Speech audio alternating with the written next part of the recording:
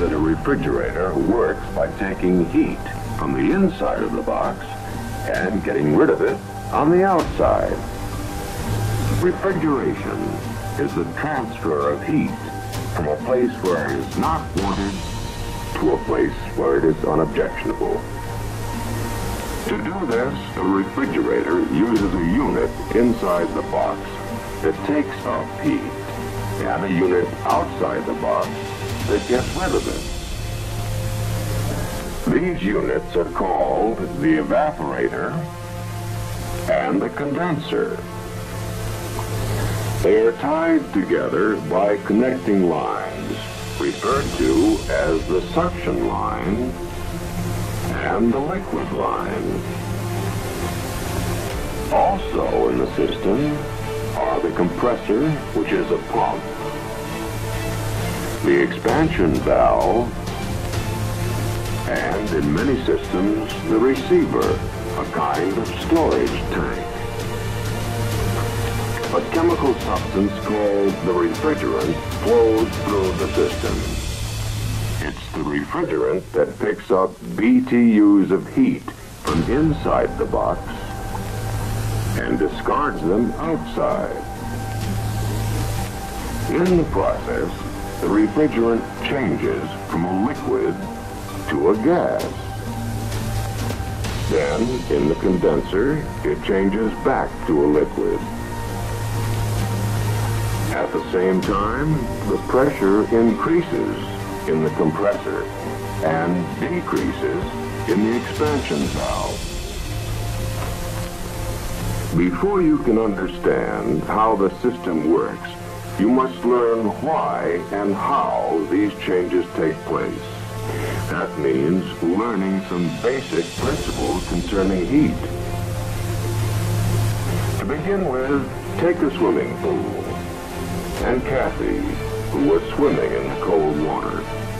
After she has dried off, she finds the air warm. But Helen has just come from the steam room, and she thinks the air is cold. The words hot and cold are relative. They are used to compare one thing to another. As the girls gossip together, Kathy gets warmer. Heat from the air passes to her body and warms her. But Helen gets cooler. Heat passes from her body to the air. Heat always passes from a warmer substance to a cooler one. If you put an ice cube into water, the water is cold, but the ice is even colder. By comparison, the water is warm. Heat will flow from the water to the ice. This changes the ice, which is a solid, to water, which is a liquid. If you heat the water, it turns into a vapor. This vapor is a gas. These three, solid, liquid, and gas, are called the three states of matter. All matter around us exists in one of these three states.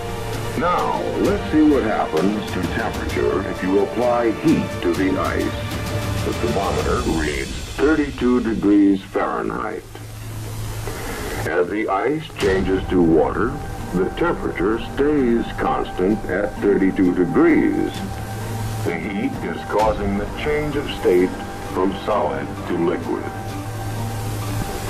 Then, as you continue to heat the water, the temperature increases until it reaches 212 degrees. The water starts to boil. The temperature remains at 212 degrees. Heat from the flame is now being used not for a change of temperature, but for the change of state.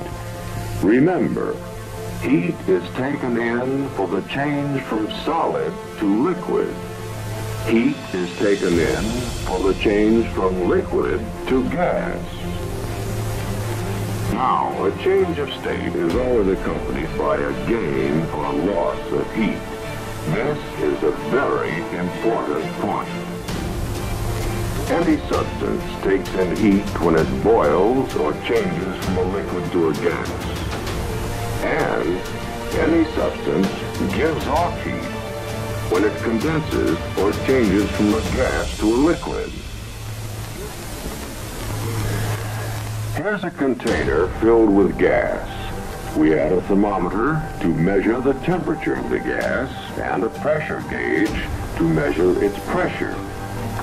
What happens if you push in on the piston?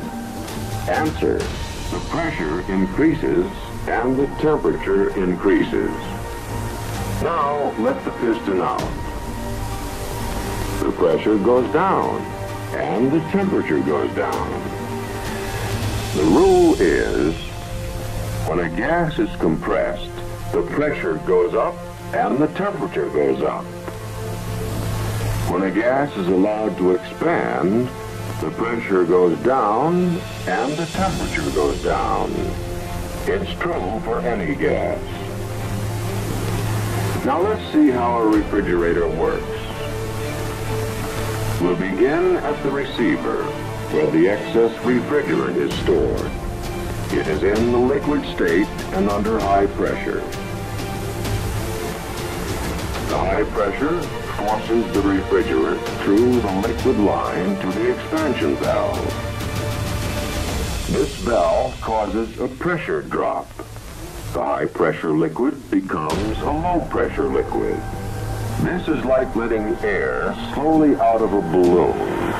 The air in the balloon is still under high pressure, but the air that gets through expands and its pressure drops. In the same way, refrigerant that passes through the expansion valve expands, and its pressure drops. The low-pressure refrigerant flows into the evaporator. Now, if any of the food in the box is warmer than the refrigerant, heat will flow from the food to the evaporator. So, in the evaporator, the refrigerant takes in heat and begins to boil. Remember, any substance takes in heat when it changes from a liquid to a gas. The gas is sucked through the connecting line into the compressor. As the piston moves down, the suction valve opens. The gas is sucked into the compressor. As the piston starts up again, the suction valve is forced shut and the discharge valve is pushed open. On this stroke, the gas is compressed. Remember what happens when gas is compressed? Pressure goes up, temperature goes up. The gas, now at high pressure and high temperature, flows into the condenser. The gas is hot, hotter than the surrounding air, so it gives up heat to the air. As the refrigerant loses heat, it starts changing back into a liquid. To complete the cycle, the liquid refrigerant returns to the receiver. Now let's review the whole thing. Refrigerant under high pressure flows from the receiver to the expansion valve. The valve causes a pressure drop. The evaporator takes in heat from the box. If anything in the box is hotter than the refrigerant, it gives up its heat to the refrigerant. As the refrigerant takes in heat, it changes from a liquid to a gas. Remember, any substance must take in heat in order to change from a liquid to a gas. The compressor sucks the vapor out of the evaporator and compresses it. This increases the pressure and temperature. The vapor is now hotter than the surrounding air. So, in the condenser, heat is given off to the air. As the refrigerant loses its heat, It changes from a gas to a liquid and flows into the receiver. Now let's consider some additional points that many refrigeration students have trouble understanding. In the evaporator, the temperature may be very low, perhaps 21 degrees below zero, and yet the refrigerant is boiling. How can anything boil at such a low temperature? Water boils at 212 degrees, but other substances boil at other temperatures, some higher than water, some lower. The refrigerant known as R12 boils at minus 21 degrees. There's no mystery about it. It's simply a property of the substance. The refrigerant in the suction line is carrying all the heat it picked up in the box. But its temperature is only about 5 degrees above zero. If you touch the line, it feels cold. How can something that's cold be carrying a lot of heat? Remember, hot and cold are relative terms. You know, when water boils, it's very hot. But refrigerant boils at a much lower temperature. So the refrigerant can take on heat, change to a gas, and still seem cold. Again, the reason is because the two substances have different boiling points. You have seen the basic principles of refrigeration. Study the system until you understand it thoroughly. Memorizing isn't enough. You must understand what happens and why, because all the rest of your work will be based on these same principles.